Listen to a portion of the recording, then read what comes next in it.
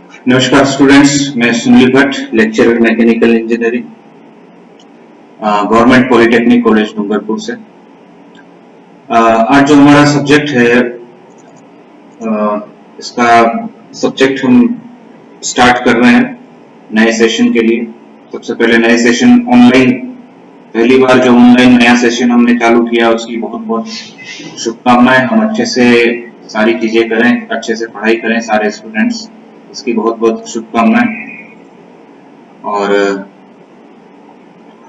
हमारा जो सब्जेक्ट है मशीन डिजाइन,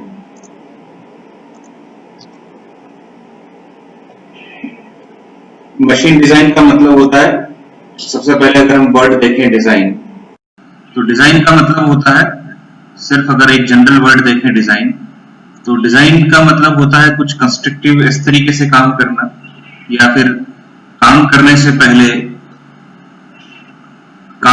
कोई भी काम करने से पहले उसकी एक आउटलाइन तैयार करना, वो काम कैसे होगा, क्या क्या रिसोर्सेज लगेंगे, क्या क्या मटेरियल लगेगा, क्या क्या फंक्शन वो फुलफिल करेगा, सही करेगा या नहीं करेगा, ये सारा जो एनालिसिस होता है एक डिजाइन में होता है। और डिजाइन एक डेली रूटीन या डेली लाइफ का एक इम्पोर्टेंट पार्ट होता है। हम अपनी डेली लाइफ में सारे कामों को हम डिजाइन करते हैं कि हम फ्यूचर में क्या क्या काम करने वाले हैं, उसके लिए हमें क्या क्या करना पड़ेगा और कितना अच्छे से हम कोई काम कर सकते हैं। अब यहाँ बात करते हैं हम इंजीनियरिंग में, अगर मशीन डिजाइन की बात करते हैं तो मैकेनिकल से रिलेटेड जो मशीनरीज है हमारी, तो उनको हमें अगर डिजाइन करना है तो जब वो मशीन बन करके तैयार होगी तो वो किस तरीके से काम करेगी या नहीं करेगी, क्या पर्पस होगा, ये पहले ही इस बात का टोटल मिला करके एनालिसिस या प्रेडिक्शन जो होता है, ये पूरी प्रोसीजर डिजाइन कहलाती है। अब मान लीजिए कोई प्रोजेक्ट, कोई डिजाइन प्रोजेक्ट स्टार्ट करने से पहले जो डिजाइन इंजीनियर है उसके दिमाग में क्या वेरी फर्स्ट क्वेश्चन क्या आना चाहिए, क्या आएगा, अगर हम इसको देखें तो सबसे पहली बात जो आएगी वो यहाँ पर ये होगी, expectation from A machine component. कोई भी मशीन कंपोनेंट अगर हम डिजाइन करना चाहते हैं या बनाना चाहते हैं, फैब्रिकेट या मैन्युफैक्चरिंग करना चाहते हैं, तो उससे पहले हम उसके बारे में सोचेंगे कि हमें उससे क्या करना है। तो एक्सपेक्टेशन फ्रॉम मशीन कंपोनेंट, जो भी कंपोनेंट हम बना रहे हैं, जैसे एग्जांपल के तौर पे देख लीजिए, कुछ इस तरीके से मशीन कंपोनेंट्स हो सकते हैं, जैसे ये सस्पेंशन कंपोनेंट है। फिर आप देखिए अलग अलग टाइप के कंपोनेंट्स, जो इस तरीके के कई सारे कंपोनेंट्स हैं, ये सारे मशीनरीज में लगते हैं। और अगर ये डायग्राम देखें तो हम ये एक व्हीकल का चेसिस रिप्रेजेंट कर रहा है और इसमें कई सारे पार्ट्स हैं, कई सारे कंपोनेंट्स हैं। तो डिजाइन जो होती है इंडिविजुअल कंपोनेंट से लेकर के पूरी असेंबली तक डिजाइन होती है। तो इंडिविजुअल कंपोनेंट की अलग डिजाइन होगी, फिर पूरी असेंबली की अलग डिजाइन होगी, या उस पूरी मशीनरी की अलग डिजाइन होगी। तो डिजाइन चाहे इंडिविजुअल कंपोनेंट की करें या चाहे किसी भी चीज करें, जैसे ये व्हील, स्टीयरिंग व्हील है, ये टाई रोड है, या एक्सल है, किंग पिन है, जितने भी इंडिविजुअल कंपोनेंट है उनको डिजाइन जब करेंगे तब क्या क्या बातें ध्यान में रखनी है, और जब असेंबली करेंगे क्या क्या बातें ध्यान में रखनी है। ये सारी चीज जो एक डिजाइन इंजीनियर को पहले ही सोचनी पड़ेगी। तो अगर हम बात करें कि एक डिजाइन इंजीनियर को, जो एक डिजाइनर जो है मशीन डिजाइन करने के लिए, उसके वो एक मशीन कंपोनेंट से क्या एक्सपेक्ट करता है, अगर ये क्वेश्चन सबसे पहले दिमाग में क्लिक करेगा तो इसका जो भी आंसर होगा वो क्या पॉसिबल आंसर हम दे सकते हैं। तो सबसे पहला क्या पॉसिबल जनरल और एक वेरी कॉमन सेंस वाले जो आंसर होंगे, सबसे पहला जनरल आंसर है fulfil its function in all respect. जो हमारा टारगेट है उस कंपोनेंट से हमें जो काम करवाना है, तो वो काम सारे के सारे फुलफिल होने चाहिए सारे रेस्पेक्ट में। ये वेरी फर्स्ट हमारी एक एक्सपेक्टेशन होती है। दूसरी जो एक्सपेक्टेशन होती है, it should complete its life. जो भी कंपोनेंट होगा वो अपनी लाइफ या अपने नंबर ऑफ साइकिल कह लीजिए, लाइफ कह लीजिए, या टाइम पीरियड कह लीजिए, वो पूरा करना चाहिए विथ, इसमें और जोड़ना पड़ेगा, विथ प्रॉपर ड्यूरेबिलिटी। ड्यूरेबिलिटी, यानी वो अपनी लाइफ पूरी करना चाहिए और एक जैसी परफॉर्मेंस के साथ। ऐसा नहीं होना चाहिए कि कुछ टाइम बाद परफॉर्मेंस कम हो जाती है, हमें प्रॉब्लम हो। तो ये जो फुल फंक्शन जो फुलफिल करने का जो टाइम पीरियड है, वो इसकी पूरी जो साइकिल है वो पूरा कंप्लीट होना चाहिए।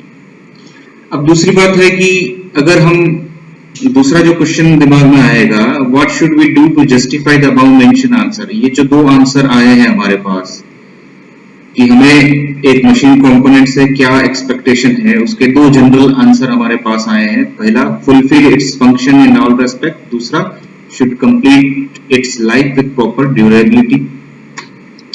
तो अब इसके इन आंसर को जस्टिफाई कैसे किया जा सके, what should we do to justify the above mentioned answer. क्योंकि ये आंसर बड़े जनरल है, लेकिन यही सब कुछ है। अब यही जो सब कुछ है, इसको करने के लिए हमें क्या करना पड़ेगा। तो इन आंसर को जस्टिफाई करना इतना आसान नहीं होता है, इसके लिए बहुत सारी पूरी कैलकुलेशन या मेहनत करनी होती है।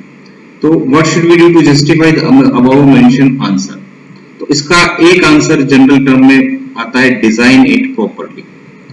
यानी इसको हमें प्रॉपरली, इस मशीन कंपोनेंट को, जो मशीन कंपोनेंट है, इसको हमें प्रॉपरली डिजाइन करना पड़ेगा। तो अब डिजाइन जो करना पड़ेगा, डिजाइन के अंदर क्या क्या एक्टिविटीज आएगी। Design is not a single term. Design अपने आप में सिर्फ कोई एक एक्टिविटी नहीं है, it is set of multiple activities. ये बहुत सारी एक्टिविटीज का एक सेट है, जिसके अंदर फीडबैक भी रहता है, जिसके अंदर मॉनिटरिंग और फीडबैक का बहुत बड़ा इंपॉर्टेंस होता है। तो डिजाइन की स्टेप्स क्या क्या होती है, इसके बारे में हम बाद में डिस्कस करेंगे, लेकिन उससे पहले हम कुछ कंपोनेंट्स के बारे में देखते हैं कि उनका फंक्शन क्या क्या है। पहले हम ये देखते हैं कि मशीन कंपोनेंट कोई भी होता है, उसका क्या क्या फंक्शन हो सकता है, उस बारे में हम एक अपना कॉमन सेंस डेवलप करते हैं। और उसके बाद उसको डिजाइन करने से पहले या उसको बनाने से पहले हमें क्या क्या चीजें ध्यान में रखनी पड़ेगी, उसका एक ब्रीफ हम इंट्रोडक्शन लेते हैं। तो जैसे मैं पहला एक कंपोनेंट में ये लेता हूं, गियर्स। ये एक डिफरेंशियल हमारा एक गियर बॉक्स है, इसके अंदर कई सारे गियर्स लगे। अगर हम किसी एक कंपोनेंट को अगर देखें, मान लीजिए शाफ्ट को अगर देखें, तो शाफ्ट जो होगी उसका फंक्शन क्या है। शाफ्ट का फंक्शन होगा इस गियर से पावर लेके रोटेट करना। जब ये शाफ्ट रोटेट होगी तो इसके साथ कुछ लोड भी अटैच्ड होगा, इस पे मान लीजिए कोई चीज माउंट होगी, कुछ लोड माउंट होगा। तो शाफ्ट का काम है बिना फेल हुए ये लोड बर्दाश्त भी करना है, पावर यहां से लेनी भी है और यहां से इसको पावर ट्रांसमिट करनी। तो ये इस शाफ्ट का फंक्शन होता है। अब इसको करने के लिए इस शाफ्ट में प्रॉपर एक तो स्ट्रेंथ होनी चाहिए। अगर हम बात करें कि इस शाफ्ट को ये काम करना है और लगातार अपनी पूरी कई सालों तक काम करना है, तो इसके अंदर क्या खास बात होनी चाहिए। तो इस शाफ्ट के अंदर जो है, सबसे पहली बात एक प्रॉपर स्ट्रेंथ होनी चाहिए कि ये यहां से जो लोड ले रहा है उसको बर्दाश्त कर सके और यहां जो लोड डिलीवर कर रहा है उसको बर्दाश्त कर सके। दूसरी चीज, शाफ्ट की डिजाइन कुछ इस तरीके से होनी चाहिए कि ये प्रॉपर रोटेट कर पाए अपनी एक्सिस पे, इसमें किसी तरीके की कोई इर्रेगुलरिटी, एसेंट्रिसिटी ना हो। तो ये चीजें हमें इसके अंदर होनी चाहिए। अब ये काम करने के लिए हमें ये पता करना पड़ेगा, अगर हम बात करें कि शाफ्ट को एक अच्छी स्ट्रेंथ देना है, तो स्ट्रेंथ अगर देना है तो हमें किसी चीज को स्ट्रेंथ अगर देना है तो दो चीजें बहुत ज्यादा इंपॉर्टेंट हो जाती है। सबसे पहला, इसमें मटेरियल हम कौन सा यूज कर रहे हैं। अगर हम इसमें आयरन माइल्ड स्टील यूज करेंगे तो उसकी अपनी एक स्ट्रेंथ होगी। अगर हाई कार्बन स्टील यूज करेंगे तो उसकी अपनी स्ट्रेंथ होगी। एल्यूमिनियम यूज करेंगे तो उसकी स्ट्रेंथ अलग होगी। तो मटेरियल कौन सा यूज कर रहे हैं हम, वो एक इंपॉर्टेंट बात हो जाती है इस शाफ्ट को फंक्शन करने के लिए। और दूसरी चीज ये है कि अगर हम मटेरियल कोई सेलेक्ट करते हैं, उसके बाद जो उसकी स्ट्रेंथ और वर्क करने की जो कैपेबिलिटी है वो डिपेंड करेगी हमारी किस पर, वो डिपेंड करेगी इसकी डायमेंशन पर कि हम इसका डायमीटर और लेंथ कितना रख रहे हैं। तो मटेरियल और डायमेंशन ये इस शाफ्ट के लिए दो इंपॉर्टेंट बात बन जाएगी। और शाफ्ट की ज्योमेट्री तो ऑलरेडी कंसिडर्ड है, जो हम एक सर्कुलर क्रॉस सेक्शन की करते ही हैं शाफ्ट की। तो ये कुछ इंपॉर्टेंट बात इसके लिए इंपॉर्टेंट इनपुट हो जाएगा। इस तरीके से एक कंपोनेंट और लेते हैं, ये हमारा एक shock absorber with coil spring. यानी अगर हम इस स्प्रिंग पर फोकस करें तो इस स्प्रिंग का जो पर्पस है वो ये है कि जब इस पे कोई जर्क लोड आता है तो ये स्प्रिंग कंप्रेस हो जाएगी। कंप्रेस होने का मतलब ये उस शॉक को अब्जॉर्ब करेगी और फिर धीरे से रिलीज करेगी। तो इसका पर्पस ये होता है कि अगर ग्राउंड से मान लीजिए ये व्हील से जुड़ा हुआ है, ये वाला जो एंड है व्हील से जुड़ा हुआ, यहाँ पर जो जर्क आएगा वो ऊपर ट्रांसफर नहीं होना चाहिए, क्योंकि इसके ऊपर हमारा कोई भी पैसेंजर हो सकता है, पैसेंजर के लिए स्पेस हो सकता है, या कोई फ्रेजाइल मटेरियल के लिए स्पेस हो सकता है। तो यहाँ जो जर्क आ रहा है वो आगे ट्रांसफर कम से कम होना चाहिए। ये इस कॉइल स्प्रिंग के लिए टारगेट या इसका फंक्शन हो जाएगा। तो इसको पूरा करने के लिए ये कॉइल स्प्रिंग क्या करेगी, कंप्रेस होगी, अपनी डायमेंशन को कम करेगी इमीडिएटली जब भी इंपैक्ट लोड आता है, और उसके बाद इसको धीरे से रिलीज करेगी, जिससे ऊपर जो लोड ट्रांसफर हो वो बहुत ग्रेजुअली हो और आगे कंफर्ट, इस रीजन में हमें कंफर्ट मिले। तो यहाँ बात ये आती है कि अगर हम इस स्प्रिंग को डिजाइन कर रहे हैं तो हमें इससे क्या एक्सपेक्टेशन होगी। तो जनरल एक्सपेक्टेशन तो यही कि अपना काम पूरा करे और अपनी पूरी लाइफ कंप्लीट करे। अब ये चीज करने के लिए हमें क्या करना पड़ेगा, इसे प्रॉपर डिजाइन करना पड़ेगा। अब डिजाइन में करते हुए हमें ध्यान क्या रखना पड़ेगा, तो सबसे पहले चीज हमें ध्यान रखना पड़ेगा कि जितना भी लोड आएगा, कितना लोड इसके ऊपर आ सकता है, उस हिसाब से इसकी इलास्टिक लिमिट हमें सेट करनी पड़ेगी और उस हिसाब से हमें मटेरियल सेलेक्ट करना पड़ेगा और डायमेंशन इसकी सेलेक्ट करनी पड़ेगी।